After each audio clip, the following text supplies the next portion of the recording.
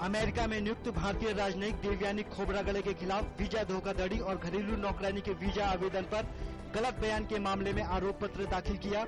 पूर्ण राजनयिक छूट मिलने के बाद देवयानी भारत के लिए रवाना हुई, लेकिन ज्यूरी ने कहा आरोप बने रहेंगे। सर्वोच्च न्यायालय ने आज कहा कि सबूत होने की स्थिति में अदालत ऐसे व्यक्ति के खिलाफ मुकदमा चला सकती है जिसे मामले में आरोपी नहीं बनाया गया हो या उसके खिलाफ आरोप पत्र दायर नहीं किया गया हो।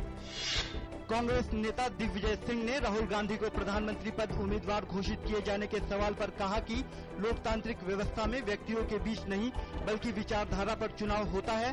उन्होंने कहा कि कांग्रेस अध्यक्ष सोनिया गांधी ने जो राहुल को लेकर संकेत दिए हैं वह सही है। केंद्रीय मंत्रिमंडल की आर्थिक मामलों की समिति ने स्वास्थ्य मंत्रालय के उस प्रस्ताव को मंजूरी दे दी जिसमें देश में एमबीबीएस की सीटें बढ़ाए जाने का प्रावधान है। इस प्रस्ताव के बाद देश में एमबीबीएस की 10,000 सीटों में बढ़ोतरी होने की उम्मीद है। चैनलों के दर्शकों की संख्या मापने के पेचीदा मामले को सुलझाने के लिए सरकार ने टीवी रेटिंग एजेंसियों के लिए नए दिशा निर्देश जारी किए। सूचना और प्रसारण मंत्रालय ने नियामक इकाई ट्राई के सुझावों को लेकर एक प्रस्ताव तैयार किया था, जिस पर केंद्रीय मंत्रिमंडल ने लगाई मुहर। केंद्रीय मंत्रिमंडल ने राष्ट्रीय युवा नीति 2014 को भी मंजूरी दी। इस नीति का लक्ष्य युवाओं को उनकी क्षमताओं के पूर्ण इस्तेमाल के लिए सक्षम बनाना है। नई नीति 2003 की युवा नीति का स्थान लेगी।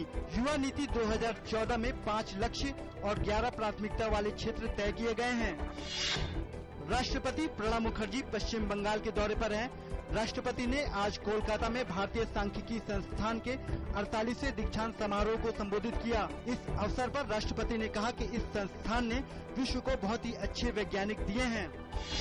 कांग्रेस ने लोकसभा चुनाव में उम्मीदवारों की सूची तैयार करने के लिए स्क्रीनिंग कमेटी का गठन किया। पार्टी द्वारा जारी प्रेस विज्ञप्ति में सदस्यों के नामों की सूची जारी की गई है।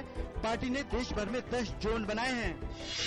भारत का निर्यात दिसंबर 2013 में 3.49% बढ़कर 26.35 अरब डॉलर हो गया। भारत का व्यापार घाटा दिसंबर में घटकर 10.14 अरब डॉलर रह गया, जो पिछले साल की इसी अवधि में 17.59 अरब डॉलर था। आज के शुरुआती कारोबार में सेंसेक्स 68 अंक के सुधार के साथ 20,781 अंक पर खुला। इसी प्रकार नेशनल स्टॉक एक्सचेंज का निफ्टी 17.55 अंक के सुधार के साथ 6,186 अंक पर पहुंच गया। आज के शुरुआती कारोबार के दौरान डॉलर के मुकाबले रुपया 13 पैसे के सुधार के साथ 61.94 प्रति डॉलर पर पहुंच गया। कल के कारोबार के दौरान डॉलर की तुलना में रुपया 62.07 प्रति डॉलर पर बंद हुआ था। ईरान और विश्व के प्रमुख शक्तियों ने नवंबर महीने में हुए ऐतिहासिक परमाणु समझौते के क्रियान्वयन के बारे में विचार विमर्श किया। समझौते के लागू होने में 2 हफ्ते से कम समय बचा है। कराची में एक आत्मघाती हमले में वरिष्ठ पुलिस अधिकारी समेत 3 पुलिस कर्मियों की मौत हो गई और 10 अन्य घायल हो गए। यह धमाका उस समय हुआ जब यह अधिकारी गश्त कर रहे थे।